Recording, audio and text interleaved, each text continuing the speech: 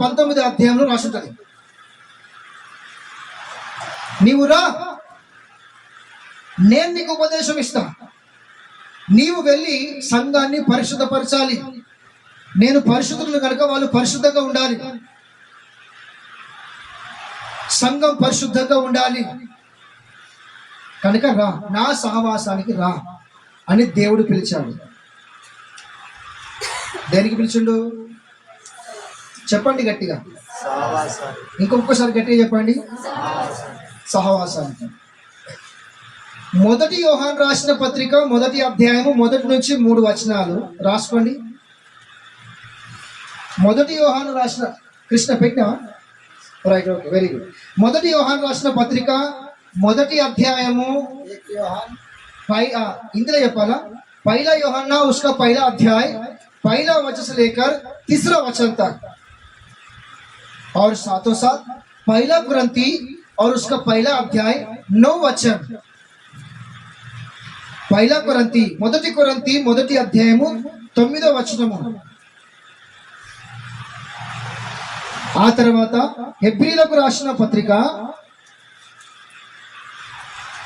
इब्रानियों उसका 10वां अध्याय और 23 वचन से लेकर 25 वचन तक. इब्रानियों उसका 10वां अध्याय 23 वचन से लेकर उसका 25 वचन तक. ये वचन एक बार पढ़ेंगे. ये 3 वचन भी संगति के विषय में लिखा गया. ఈ 3 విషయాలు కూడా సహవాసం గురించి రాయబడి ఉంది.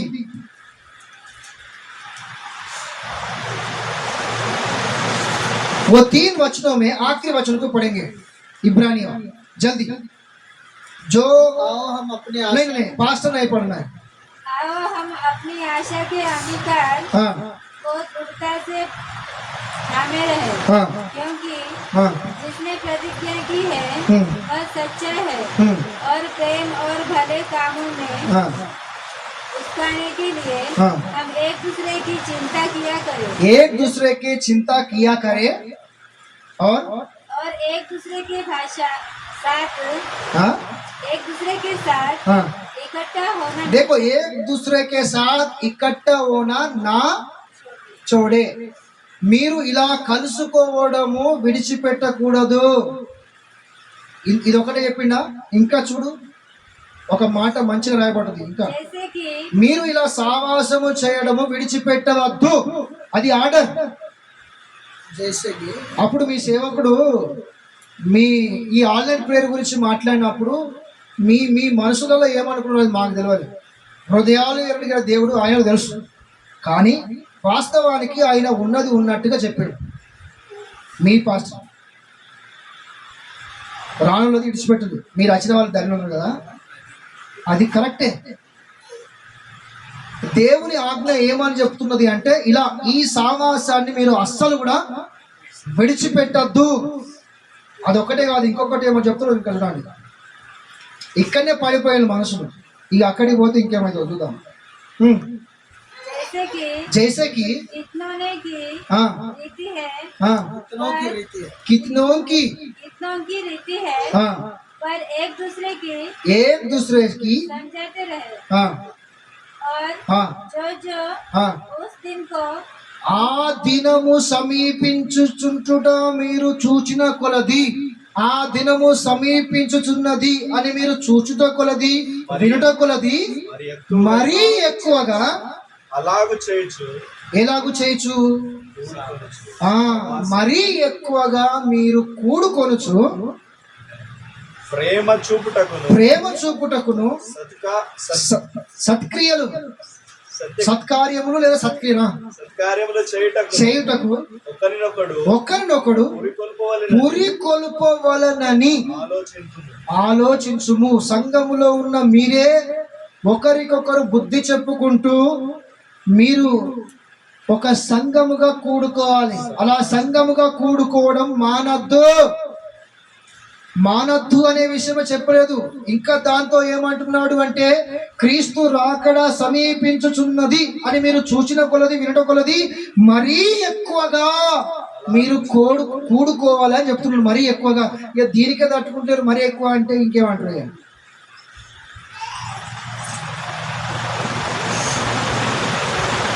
సావాసం గురించి మాట్లాడుతున్నాడు ఆయన.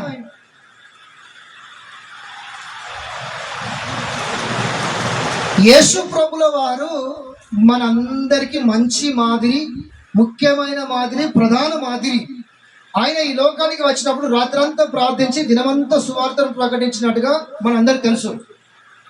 ప్రార్థించడానికి ఆయన ఎలాంటి స్థలాన్ని ఎన్నుకున్నాడు అంటే ఎత్తుగా ఉన్న స్థలాన్ని ఎన్నుకున్నాడు. ఎక్కువ కొండ మీదకి వెళ్ళి ప్రార్థించడము, కొండ మీదకి వెళ్ళి రూపాంతరం పొందడము, కొండ మీదకి వెళ్ళి దేవునితో సావాసం చేయడము అనే సందర్భాలు మనం ఎక్కువ యేసు ప్రభు జీవిత చరిత్రలో మనం చూస్తాం. ఇప్పుడు ఎందుకు మోషేను దేవుడు కొండ మీదకి పిలిచాడు అంటే సావాసం. ఆ సావాసంలో ఏమైపోతుంది అంటే దేవుని మనసును మనం అర్థం చేసుకుంటాం. హల్లెలూయా చెప్పండి గట్టి, హల్లెలూయా. ఆ సావాసములో మనది మొత్తం ఆయన తెలిసిపోతుంది, ఆయన ఎవరో మనకు తెలిసిపోతుంది. నిజమే, సావాసములున్న శక్తి అది. కనుక ఆ సహవాసములున్న శక్తిని మనం గుర్తించాలి, దాన్ని నిర్లక్ష్యము చేయద్దు. అది నిర్లక్ష్యము చేయడం ద్వారా అనేక విధములుగా నష్టపోయే పరిస్థితులు వస్తాయి. నేను సత్యమే చెప్తున్నాను. కనుక దాని నిర్లక్ష్యం మనము చేయకూడదు. సహవాసము 3 రకాలు ఉంటాయి. మీకు చాలాసార్లు బోధించబడింది నాకు తెలిసి. దేవునితో సహవాసము, సంఘముతో సేవకులతో సహవాసము, సంఘముతో సహవాసము. దేవునితో సహవాసము చేయడం ద్వారా ఏమందుకుంటాము? యోహాను సువార్త 15 ఇది చూడండి, మీరు రాసుకోవాలి. కానీ మిమ్మల్ని నేను ఇంకొక రకంగా చూడాలని ఇష్టపడుతున్నా. దాని కొరకు ఒకసారి మీరు ఇటే చూడండి. యోహాను సువార్త 15 అధ్యాయంలో దేవుడు దేని గురించి రాయించిండు? నేను మొదటి వచనంలో ఏమన్నాడు? నేను ద్రాక్షవల్లిని, మీరు తీగలు. చెప్పండి, అందరూ చెప్పండి. యోహాను సువార్త 15 అధ్యాయం మొదటి వచనంలో యేసు ప్రభువు ఏమన్నాడు? నేను ద్రాక్షవల్లిని, మీరు తీగలు అని చెబుతూ ద్రాక్షవల్లి తీగలు ఇలా ఒకరికొకరి కలిసి ఉంటేనే అది ఫలిస్తుంది అని చెబుతూ 5వ వచనంలో మీరు నాలో నిలిచి ఉంటేనే తప్ప మీరు ఫలించరు, మీరు నాకు దూరముగా ఉండి ఏమి చెయ్యలేరు అన్నాడు. అర్థమైందా? అంటే ఇప్పుడు దేవునితో సావాసము చేయడం ద్వారా ఈ వాక్యానుసారంగా మనం ఆలోచన చేస్తే, నెంబర్ 1 ఫలిస్తున్నాము, రెండోది మనము చేసేదంతా సఫలమవుతుంది. హల్లెలూయా చెప్పు గట్టిగా, హల్లెలూయా. దేవునితో సావాసంలో నువ్వు ఉంటే ఇవి జరుగుతుంది. దేవుని వాక్యమే చెప్తుంది, నీవు ఫలిస్తావు. మీకు ఇంకో వాక్యం జ్ఞాపకం చేస్తా. కీర్తన గ్రంథం 1వ అధ్యాయం 1వ వచనంలో ఏమని రాస్తున్నది చెప్పండి? చూడకుండా చెప్పాలి. దుష్టుల ఆలోచన చొప్పున నడవక, పాపుల మార్గమున నిలవక, అపహాసకులు కూర్చుండు చోట కూర్చుండక, యెహోవా ధర్మశాస్త్రమునందు ఆనందించుచు దానిని దివారాత్రులు ధ్యానించువాడు ధన్యుడు. అట్టివాడు నీటి కాలువ ఒర్రన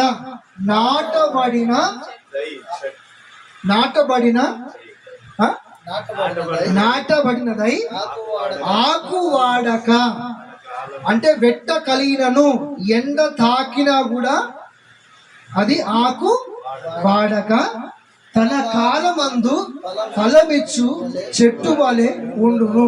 ఎంత అద్భుతంగా చెప్పిండు. హల్లెలూయా. ఎవరికి ఇది జరుగుతుంది అంటే దేవుని సహవాసములో ఉన్న వారికి జరుగుతుంది.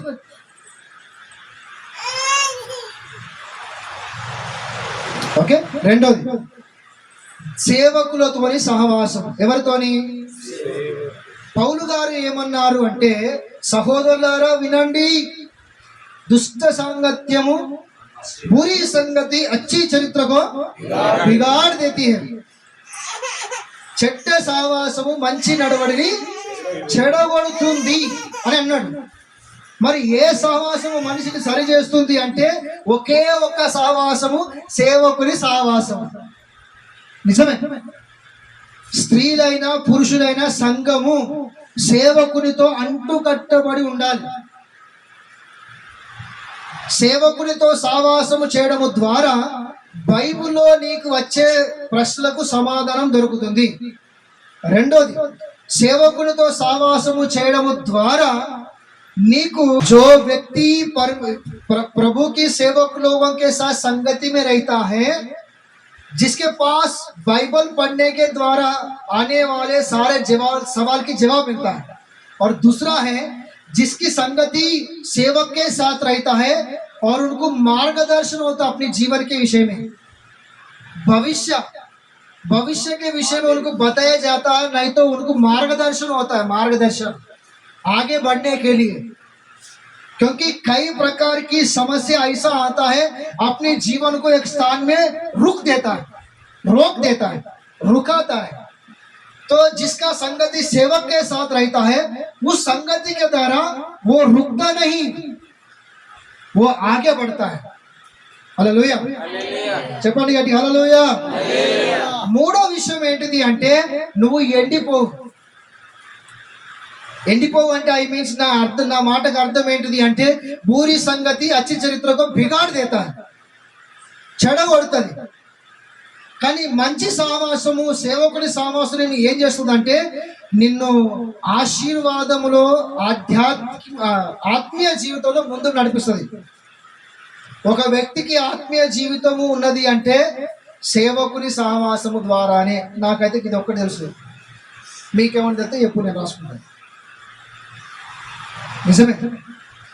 నాలుగోది, సేవకుడితో సహవాసము చేయడము ద్వారా నీకు ఫిజికల్గా కానీ ఆత్మీయంగా కానీ భౌతికంగా కానీ నువ్వు చాలా రకాలుగా దీవించబడతావు. నిజమే. ఉదాహరణకి బైబిల్లో ఎన్ని అంజరపు చెట్లు ఉన్నాయి? సరే చెప్పరా, నేనే చెప్తాను. ఏమండి, 3 ఉన్నాయి.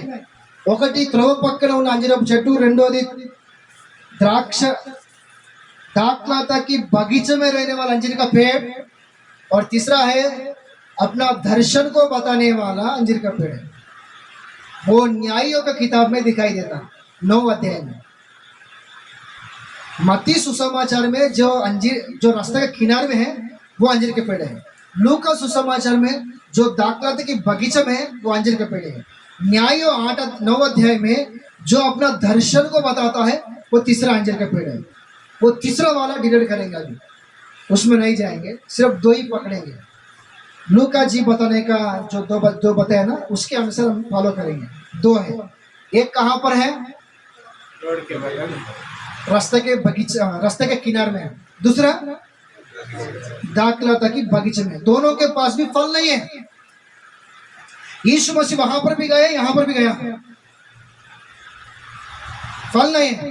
यहाँ पर एकदम तुरंत साफ किया तो तुरंत सूख गया, और यहाँ पर भी श्रापित करने के लिए गया, लेकिन वहां पर वो बगीचा को देखभाल करने वाले रखवाला जो है प्रार्थना किया. सही में वो अंजीर का पेड़ जो है अपना बुद्धि, अपना बल, अपना ज्ञान के द्वारा यीशु मसीह श्रापित करने से नहीं बचाया गया, सेवक की प्रार्थना के द्वारा वो बचाया गया है. अंते नहीं क्या अన్నా?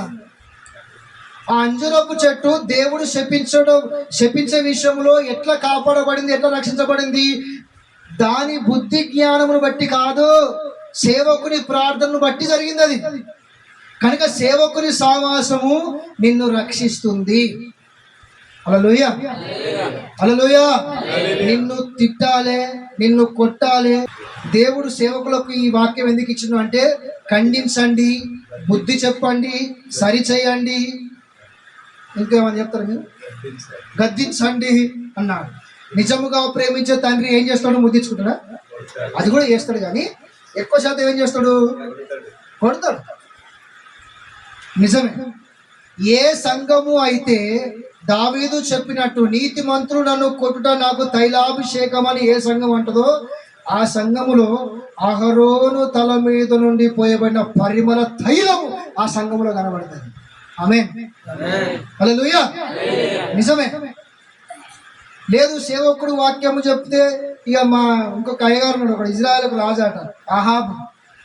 అక్కడ సంఘంలో అందరిని పిలిచి అక్కడ చూడలో మన విరోధ వస్తాడు, ఇక వచ్చి లేనిపోయి నుంచి నా గురించి చెప్తాడు చూడు అని అన్నాడు. దీనికి సేవకుడు విరోధం ఎట్లా అవుతాడు? అంతే కదా, సేవకుడు విరోధం ఎట్లా అవుతాడు? నిన్ను ప్రేమించే కదా నీకు చెప్పేది, దేవుని మాటలే కదా చెప్పేది, సొంత మాటలు కాదు కదా. కుక్క సాగు తెచ్చింది ఎవరు? నిజమే. ఏ రోజు కూడా సేవకుడు అనలేదు, దేవుని సేవకుడు అని ఏ రోజు అనలేదు. ఏ రోజు కూడా అతన్ని దేవుని నుంచి ఒక సందేశం తీసుకొని వస్తున్నాడని చూడలేదు. ఎప్పటికి కూడా శత్రువు లెక్కనే. ఎప్పుడు కూడా ఏదో ఖచ్చితంగా వచ్చిందా, ఏదో వాక్యం చెప్పినా నా గురించి ఏదో చెప్తాడు, నీ గురించి చెప్తాడు, మనకెవరి గురించి చెప్తాడు? ఎందుకంటే నేను సరియడానికే కదా.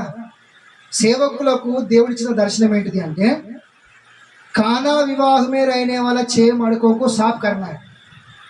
साफ करने का दर्शन दिया परमेश्वर सेवक को. हम साफ करना ही है, साफ करना है, पानी डालना है. आदित्य दिखाना तुम्हारा, वो पानी को दाखलता के रूप में बदलना उनका काम है. बराबर है. फिर हम काम अब सही से कर रहे हैं. लोगों का सोच विचार सही प्रकार से नहीं है, वो सोच विचार से बदलना है. सेवक लोग बदलना है, तुम्हारा सोच विचार बदलना है. हालेलुया. बोलो जोर से हालेलुया. हालेलुया. నిజమే. ఇంకొక విషయం చెప్పాలా, దావీదు కాలంలో సేవకులు ఉండే, పడిపోయింది కానీ లేచిండు. అందుకే సేవకులు కనుక లేచిండు. కానీ సొలొమోను కాలంలో సేవకులు లేరు, ప్రవక్తలు లేరు, అందుకే పడిపోయిండు. కొంతమంది అంటున్నారు ఏంటిది అంటే ప్రసంగి గ్రంథములో మనం చదివితే తిరిగి ఆయన మారు మనసులోకి వచ్చిండు అని కూడా అంటున్నారు కొంతమంది పండితులు. కానీ తన కాలంలో మాత్రము ఆయన పరిపాలన చేసిన సమయంలో మనం చూసినట్లయితే పడిపోయిండు. ఆయన పడిపోయిన స్థితే మనకు కనబడుతుంది చరిత్రలో.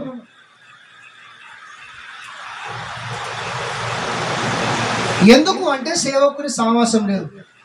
అంటే దీన్ని బట్టి మీరు ఏం అర్థం చేసుకోవాలి? ఒక సేవకుని నడిపింపు, ఒక సేవకుని గద్దింపు, ఒక సేవకుని మాటలు, ఒక సేవకుని సావాసము నా జీవితానికి ఎంత ప్రాముఖ్యమైనవి అని ఆలోచన చేయాలి. నిజం, ఇదే సత్యం. హల్లెలూయా. మూడోది, సంఘముతో సావాసము చేయాలి.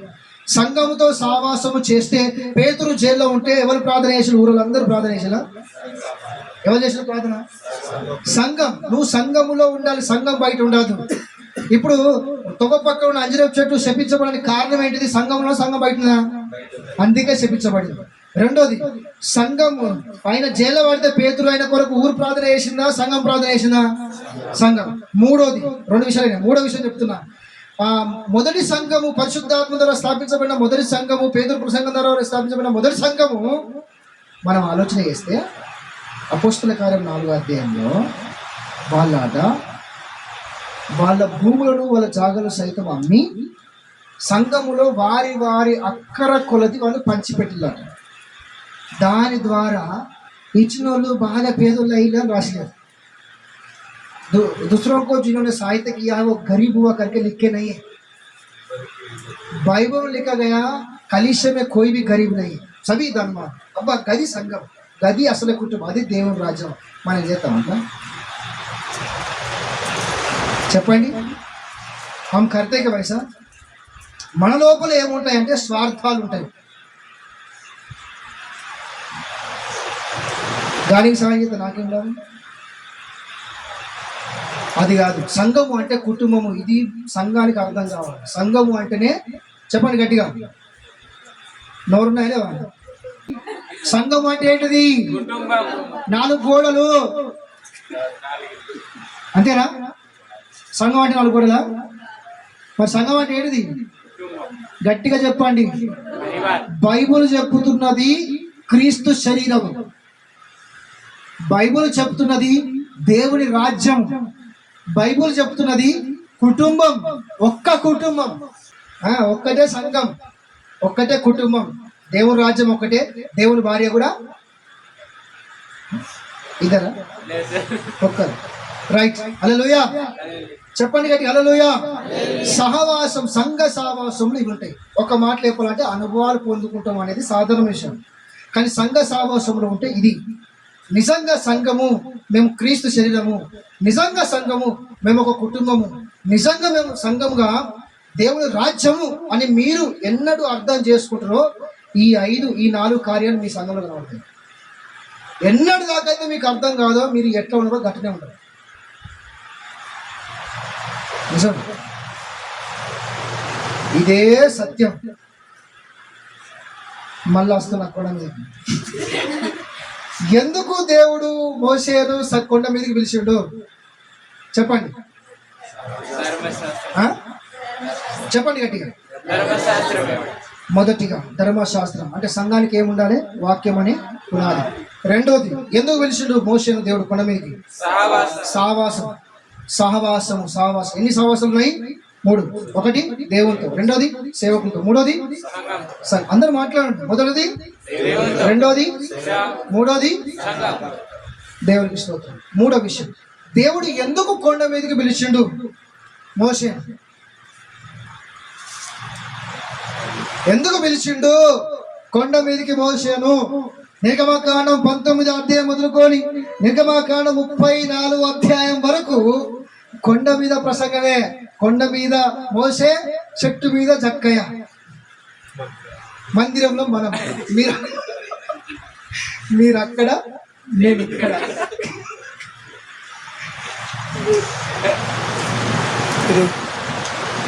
హల్లెలూయా.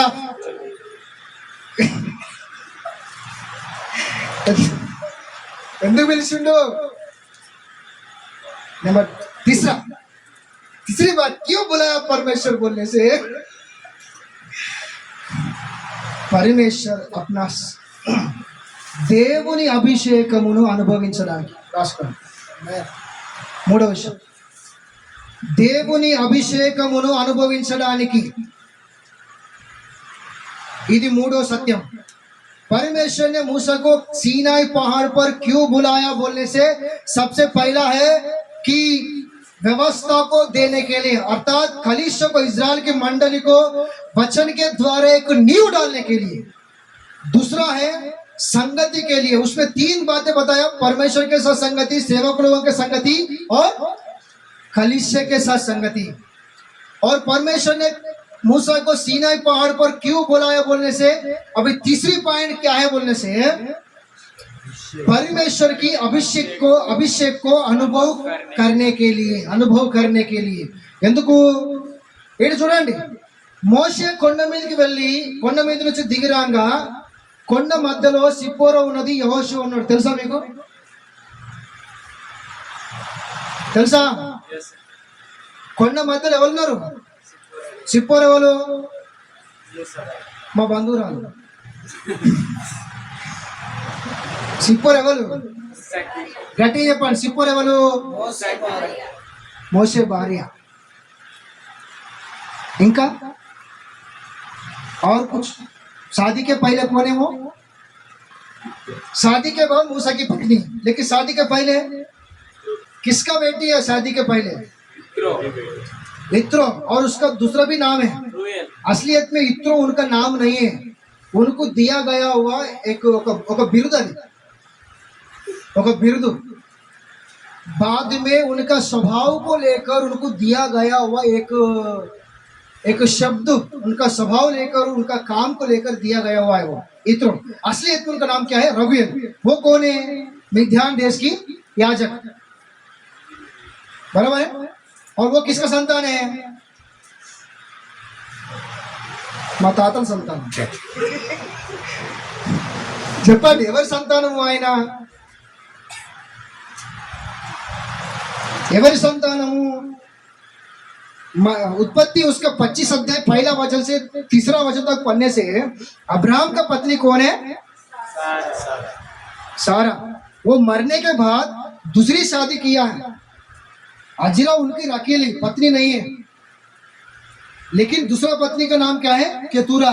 दूसरा शादी किया, उनमें उनके द्वारा 6 बच्चों को पैदा करता है, वो जन्म देता है। उसमें से एक व्यक्ति का नाम है मिद्यान। उस मिद्यान से आया हुआ, उस जाति से आया ये मिद्यान का याजक, और उनको 7 लड़कियां 1 लड़का है। सिर्फ लड़कियां ही करके बोलता है, लेकिन लड़का भी है। 7 लड़कियां है और 1 लड़का है, और 7 लड़कियों में बड़ा लड़की के साथ मूसा का बोलिए जोर से बोलिए विवाह हुआ। మనం ఎక్కడున్నాము? రైట్. జక్క ఎక్కడున్నాడు? రైట్. నేను రైట్. అది మర్చిపోద్ది, అంటే మీరు మర్చిపోతారు, అది పెద్ద ప్రాబ్లం, అందుకే జ్ఞాపకం చేస్తున్నాను. ఓకే, టైం ఎక్కువ లేదు, అయిపోతుంది. రైట్. మూడో విషయం, దేవుని అభిషేకాన్ని అనుభవించడానికి దేవుడు కొండ మీదకి పిలిచిండు. ఆయనను కొండ మీదకి పిలిచినప్పుడు ఇజ్రాయెల్ ప్రజలందరూ కొండ కింద ఉన్నారు, కానీ మోషేతో కలిసి ప్రయాణం చేసింది యెహోషువ, సిప్పోరా. వాళ్ళు కొండ మధ్యలో ఉన్నారు. మోషే ఉపవాసం ఉంటే వాళ్ళు కూడా ఉపవాసం ఉన్నారు. ఆ మండలకి వెళ్ళి వాళ్ళు వచ్చి రోజు పొద్దున మధ్యాహ్నం 3 పూట ఎవరు తీసుకొచ్చి పెట్టలే. నిజమే. మనం ఏం చేస్తాం? అక్కడ ఉంటే ఆ మోసే పోయిండు, అక్కడ ఉన్నాడు, మనం కూడా ఇట్లనే ఉందామా? ఆ పిలిచింది ఆయన మనల్ని కాదు కదా, అది ఇవాళ నువ్వు నేను రేపు పోయిద్దా అని మనం కదా. అట్లా చేయలేదు వాళ్ళు. వాళ్ళు కూడా ఉపవాసం ఉన్నారు. వాక్యము సెలవిస్తున్నది, కొండ దిగి మోసే వస్తున్నప్పుడు ఆయన ముఖము చూసిన యెహోషువ, సిప్పోరా, ఇజ్రాయెల్ ప్రజలందరూ కింద పడిపోయిలు అని దేవుని వాక్యం సెలవిస్తున్నాడు. ఎందుకు? ఎప్పుడు చూడలేదు ఆయన ముఖం? చెప్పండి. ఏమన్నా? మెరుస్తుంది. ఆయన ముఖం ఎప్పుడు చూడాలని చూసిరు, కానీ కొండ మీదకి వెళ్ళక ముందున్న ముఖం వేరు, ఇప్పుడు కొండ మీద దేవుని అభిషేకాన్ని పొందుకొని వస్తున్న ముఖం వేరు. అంటే ముఖం మారిందని నేను చెప్తున్నాను. మనిషిలో దైవికమైన శక్తి అక్కడ కనబడుతున్నది. ఇది నీకు నాకు కావాలి. ఇప్పుడు మనతోని పరిశుద్ధాత్మ దేవుడు ఏమని మాట్లాడుతున్నాడు అంటే, దేవుని రాజ్యము ఎట్లున్నది? అయ్యో, దేవుని రాజ్యం ఎట్లున్నది అంట. చిన్న ప్రవక్తల గ్రంథంలో ఏమని రాయబడింది? మాట చేతను. అయ్యో, నేను ఎందుకంటానంటే ఆ ముక్క మీరు చెప్తారు కావచ్చని ఆశపడి అక్కడ ఆగుతాను. నా ఆత్మ ద్వారానే జరుగును అని చెప్తాడు. నా ఆత్మ ద్వారానే సాధ్యము, నా ఆత్మ ద్వారానే జరుగును. నా ఆత్మ, నా శక్తి, నా అభిషేకము అనే ఈ 3 ప్రస్తావనలు చిన్న ప్రవక్తల గ్రంథంలో, జకర్యా గ్రంథంలో మనకు ఎక్కువ కనబడుతుంది. అయితే సంఘానికి ఇప్పుడు ఏమి కావాలి? దేవుడు మనకు ఏ జ్ఞాపకం చేస్తున్నాడు అంటే, పరిశుద్ధాత్మ ద్వారా పొందబోయే, పరిశుద్ధాత్మ ద్వారా మనకు రావాల్సిన అభిషేకమును సంఘము కలిగి ఉండాలి. ఎందుకు? ఎఫెసీయులకు రాసిన పత్రిక 6వ అధ్యాయం చదవండి, 10వ వచనం త్వరగా. సహోదరులారా, తుదకు ప్రభు యొక్క మహాశక్తిని బట్టి ఆయన యందు బలహీనులై ఉండండి అన్నాడు. ఇటు చూడండి, తల లేపట్లు అందరూ ఏమన్నాను చెప్పండి. నోరు తెరి చెప్పండి, నోరు తెరి చెప్పండి, గట్టిగా చెప్పండి. మళ్ళీ ఫస్ట్ క్లాస్ స్టార్ట్ చేస్తాం మరి నేను 5 సార్లు, తెలుసుగా సెక్షన్. చెప్పండి. ఇప్పుడు ఏంటి చూసినా? రైట్, చెప్పండి. ఏమై ఉండాలి? బలవంతులై ఉండాలి. బలహీనులమైన మనల్ని బలవంతులుగా చేయడానికి బలవంతుడైన ఆ దేవుడు ఈ లోకానికి శరీరధారిగా వచ్చి మన కొరకు ఆయన శరీరంలో బలహీనుడయ్యాడు. ఎందుకు? ఆయన ఎందుకు బలవంతుడైన దేవుడు మన కొరకు ఎందుకు బలహీనుడైండు? మనం గట్టనే బలహీనంగా ఉండాలి అనా?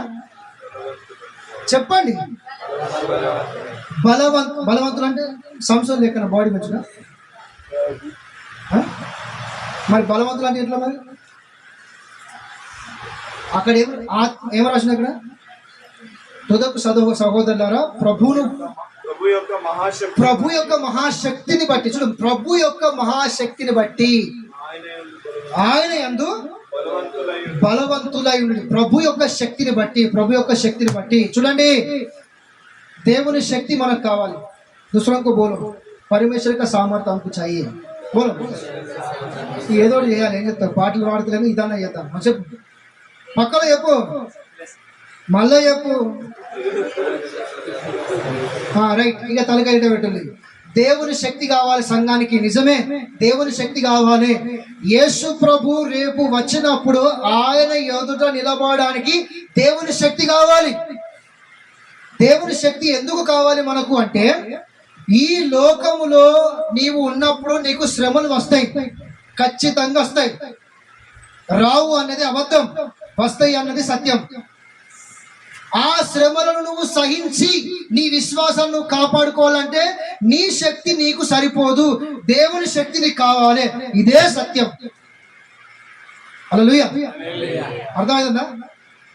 నీకు వచ్చే శ్రమల్లో, కష్టాల్లో నీవు నిలకడ కలిగి ఉండాలి అంటే నీ శక్తి నీకు సరిపోదు. నీ శక్తితో దేవుని శక్తి నీకు తోడ్పడితేనే నువ్వు జయించగలుగుతావు. అందుకు దేవుని శక్తి కావాలి. రెండోది, నిన్ను సాతానుగా నిద్రపోనియాడు, వారిని కూడా జయించాలంటే నీ శక్తికి సరిపోదు. దానికి కూడా ఏం కావాలి? దానికి కూడా దేవుని శక్తి కావాలి. నెంబర్ 3, మూడోది, రేపు యేసు ప్రభు వచ్చినప్పుడు నేను నీ బిడ్డను అని చెప్పేసి ఆయన ఎదురు నిలబడడానికి కూడా శక్తి కావాలి. నీ శక్తి సరిపోదు, దానికి దేవుని శక్తే కావాలి. చూడండి ఎంత అవసరమో. నీకు వచ్చే కష్టాలలో నిలబడాలన్నా దేవుని శక్తి కావాలి. సాతాన్ని ఎదిరించాలన్నా కూడా దేవుని శక్తి కావాలి. రేపు యేసు ప్రభు వచ్చినప్పుడు ఆయన నిలబడాలన్నా కూడా చెప్పండి, దేవుని శక్తి కావాలి. కానీ అంత దినాలు ఎట్లుంటారట? చదువు, 2 తిమోతి 3:1. త్వరగా పటాపట్. 1 తిమోతి 2 తిమోతి చూడు ఒకసారి, 3వ అధ్యాయం 2 తిమోతి. और यह स्मरण रख के अंतिम दिनों में कठिन समय आएंगे, क्योंकि मनुष्य स्वार्थी, लोभी, हिंगमार, अभिमानी, निंदक, माता पिता की आज्ञा टालने वाले, कृतज्ञान, అంటే కృతజ్ఞత లేని వారు అని అర్థం. अपवित्र, అశుద్ధులు, दयारहित, समारहित. ఇవన్నీ చెప్పుకుంటా ఒకటే మాటలో కొట్టేస్తాడు. లాస్ట్ ఏమంటాడు? పైకి భక్తి గలవారు అంటాడు.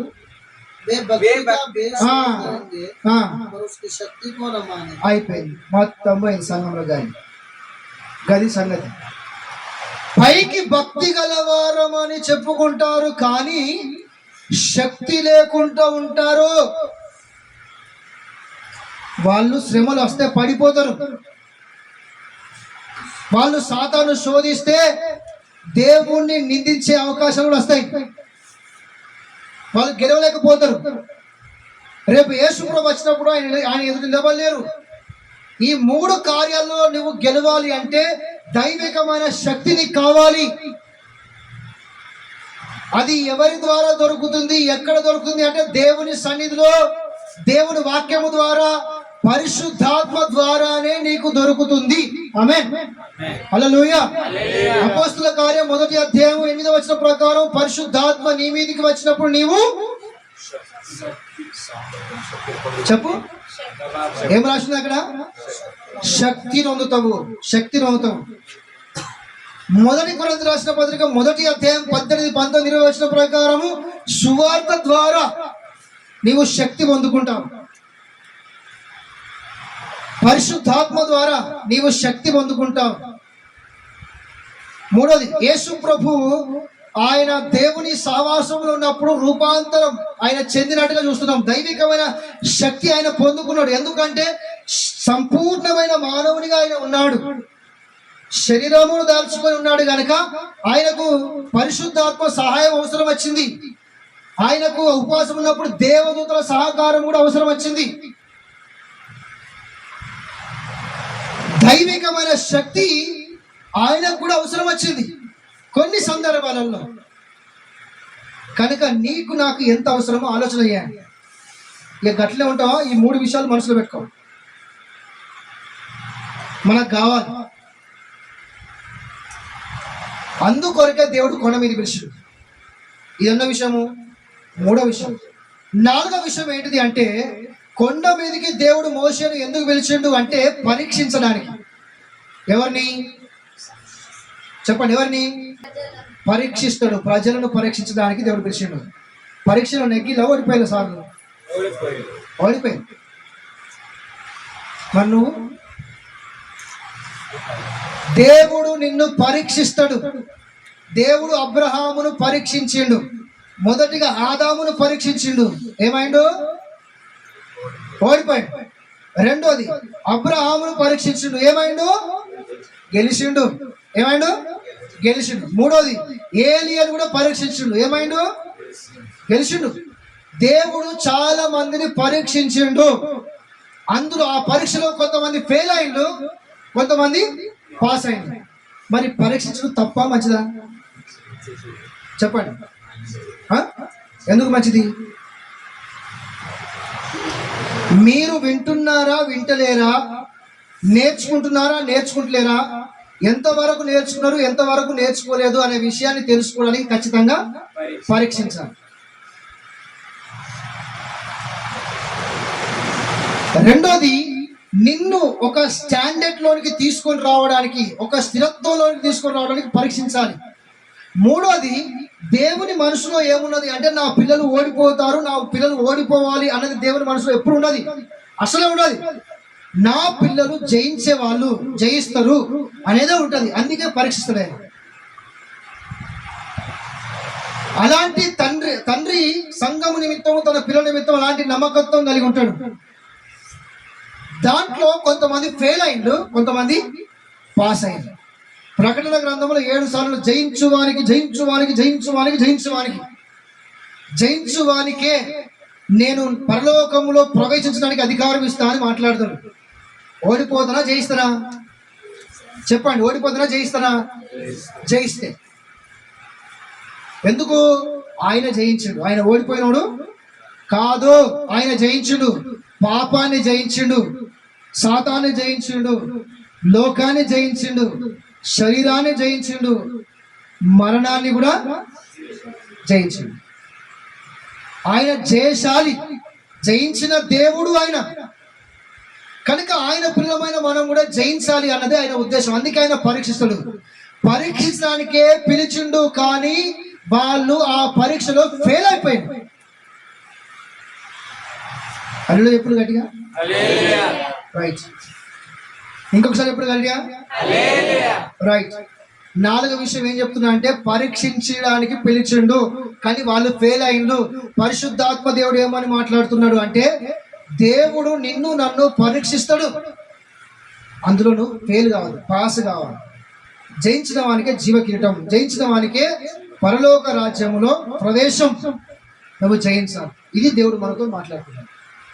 ఎన్నైనాయి? 4. 5. లాస్ట్ 5వది ఏంటిది అంటే, క్రీస్తు రెండోసారి లోకానికి వస్తాడు అనేదాన్ని సాదృశ్యముగా లేదా ఒకటే మాట సాదృశ్యముగా ముందుగానే తెలియజేయడానికి మోషేను దేవుడు కొండ మీదకి పిలిచిండు. అది ఎట్లనో చూద్దాం. ఉదాహరణకి కొత్త నిబంధనలో యేసు ప్రభు, పాత నిబంధనలో మోషే ద్వారా ఇజ్రాయెల్ను ఐగుప్తు నుంచి విడిపించిండు. యేసు ప్రభు ద్వారా దేవుడు పాపం అనే బంధకాల నుంచి లోకాన్ని విడిపించిండు. హల్లెలూయా. మోషే నాయకత్వంలో ఇజ్రాయెల్, యేసుక్రీస్తు నాయకత్వంలో సంఘం. అటు మోషే నడుపుతున్నాడు, ఇటు క్రీస్తు నడుపుతున్నాడు. అక్కడ కాపరి మోషే, ఇక్కడ కాపరి యేసు ప్రభు. ఇక్కడ ఇలా మనం ఎక్కడ చూసుకుంటూ పోయినా కూడా సేమ్ కనబడతాయి. ఇట్లా కనబడే సందర్భాల్లో యేసు ప్రభు ఈ లోకంలో ఉన్నప్పుడు ఏమన్నాడు అంటే, చూడండి, లోతు దినములు ఏ విధంగా ఉండెనో మనుష్య కుమారుని రాకడ దినములు కూడా అలాగే ఉంటాయి అన్నాడు. తెలుసా ఈ మాట? తెలుసా? చదివి ఎప్పుడన్నా ఉన్నది బైబిల్లో. రెండోది, నోవాహు దినములు ఏ విధంగా ఉండనో మనుష్య కుమారుని రాకడ దినములు కూడా అదే విధంగా ఉంటాయి అన్నాడు. ఈ రెండు విషయాలు చెప్పిండు. నెక్స్ట్ మూడో విషయం ఏంటిది అంటే, మోషేను దేవుడు పిలిచిండు కొండ మీదకి. మోషే ఏమన్నాడు? నాయనా మీరందరూ రండి అంటే ఒక జాగాలకు వచ్చిండు. ఇగో నన్ను దేవుడు పిలిచిండు, నేను పోతున్నా. చెప్పకుండా పోలే, చెప్పే పోయిండు. ఎవరు? మోషే. ఎవరు చెప్పిండు? ఇజ్రాయెల్. చెప్పకుండా పోయిండా? చెప్పిపోయిండా? చెప్పే పోయిండు. నేను మళ్ళీ వస్తా, త్వరగా వస్తాను అని చెప్పిండు. నిజమే, మీరు చదవండి ఈ మాట ఖచ్చితంగా ఉంటుంది అక్కడ. నేను మళ్ళీ త్వరగా వస్తాను అనే శబ్దం కనబడుతుంది. ఆయన వెళ్ళిపోతాడు. ఆయన పోయి 40 దినాలు అయింది కానీ ఆయన రాలేదు. ప్రజలు ఏమనుకుంటారంటే మళ్ళీ వస్తాను అన్న మోషే ఇంకా రావడం ఏమైపోయింది? ఆలస్యమైంది. యేసు ప్రభు కూడా యోహాను సువార్త 14వ వచనంలో, నా తండ్రి ఎదుట అనేక నివాసములు కలవు, నేను స్థలము సిద్ధపరచడానికి వెళ్తున్నాను, నేను ఆ స్థలంలో మిమ్మల్ని తీసుకోవడానికి మళ్ళీ వస్తాను అని చెప్పి పోయింది. రెండోది, ప్రకటన అపోస్తల కార్యం 1వ అధ్యాయం 10 నుంచి 11 వచనాలు చదివితే దేవదూతలు అన్నాయి ఏమని? ఏ యెరూషలేము గలిలయ నివాసులారా, ఎలా అయితే మీ ఈయన పోయిండో అట్లనే మళ్ళీ కూడా వస్తాడు. మూడోది, యేసు ప్రభువే మరణానికి తను అప్పగించక ముందు చాలాసార్లు చెప్పిండు, నేను రెండోసారి మళ్ళీ వస్తాను, అది కూడా త్వరగా వస్తాను అని చెప్పేసి. త్వరగా వస్తాను ఉన్నవాడు వచ్చిండా? చెప్పండి. అంటే ఆలస్యమైందా కాలేదా? మోషే కూడా త్వరగా వస్తానని పోయినోడు లేట్ అయిందా కరెక్ట్ తొందరగా వచ్చిందా? చెప్పండి. లేట్ అయింది. ఈయన కూడా మళ్ళీ వస్తాను పోయాడు, ఈయన కూడా మళ్ళీ వస్తాను పోయాడు. ఈయన రావడం కూడా లేట్ అయింది, ఈయన రావడం కూడా లేట్ అయింది. ఈ లేట్ కావడం ద్వారా ప్రజల మధ్యలో ఏం జరిగింది? విగ్రహం లేచింది. ఇప్పుడు కూడా గదే ఉన్నది. ఇది నా పాయింట్. అర్థమవుతుందన్నమాట. ఇది 5వ విషయం. విగ్రహము, సంఘాలలో విగ్రహం ఉన్నది. దేవునికి లేదు, ధనానికి, లోకానికి, లోకాశలకు, లోక సావాసాలకి, ఇలాంటి విగ్రహాలు ఉన్నాయి సంఘంలో. దేవుడు లేడు. నిజమే. అందుకే మళ్ళీ నేను ఆ వాక్యాన్ని తీసుకుని వస్తున్నా. మత్తయి సువార్త 24వ అధ్యాయం 2వ వచనం, అక్రమం విస్తరించడం ద్వారా అనేకుల ప్రేమ చల్లారిపోయింది. నిజమే. ఎక్కడ ఉన్నది భయం? ఎక్కడ ఉన్నది భక్తి? మలాకి గ్రంథం 1వ అధ్యాయములో 6వ వచనంలో, మీరు నా కుమారులు అయితే, నేను మీ తండ్రిని అయితే, నాకు రావాల్సిన ఘనత ఏది? నేను యజమానుడు అయితే, మీరు నా దాసులు అయితే, నాకు చూపించాల్సిన భయం ఏది? కహాపరే అని ఎవరు అడుగుతున్నాడు? ఐర్లో ఉంటున్న సురేష్ పాస్ట్ అడుగుతున్నాడా? ఎవరు అడుగుతున్నారు? అక్కడ రాసిన సైన్యములకు అధిపత్యకు యెహోవా నిన్ను అడుగుచున్నాడు అని రాసి ఉంటుంది. నిజమే. కొద్దిగా కూడా భయం లేదు సంఘంలో చాలా మందికి. యేసు ప్రభు చెప్పినవే జరుగుతున్నాయి ఈ రోజులలో. నోవాహు దినములు, లోతు దినములు, మోషే ఆయన ఆ కొండ కింద జరిగిన సందర్భాలు సేమ్ అవే జరుగుతున్నాయి.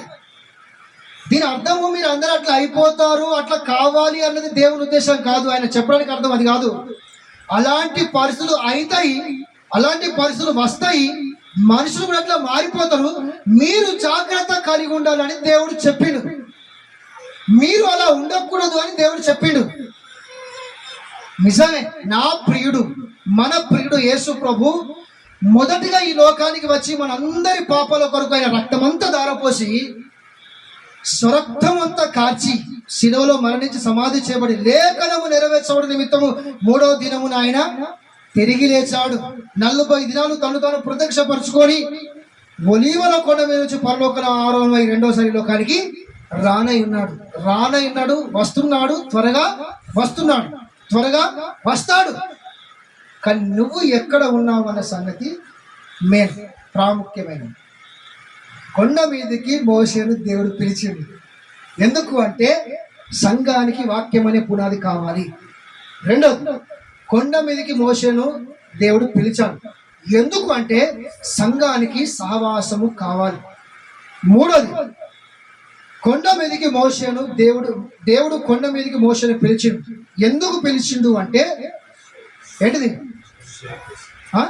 దైవికమైన అభిషేకము సంఘము కలిగి ఉండాలి. నాలుగోది, కొండ మీదకి మోషేను దేవుడు పిలిచాడు. ఎందుకు అంటే నీవు జయించే వారమై ఉండాలి. ఓడిపోయేటోళ్ళు కాదు, జయించులో ఉండాలి. శోధనలు వస్తాయి, పరీక్షలు వస్తాయి, కానీ నువ్వే ఓడిపోవద్దు, నువ్వు జయించాలి. ఐదోది, కొండ మీదకి దేవుడు మోషేను పిలిచిండు. ఎందుకు పిలిచిండు అంటే క్రీస్తు రెండోసారి లోకానికి రాబోతున్నాడు. జాగ్రత్త.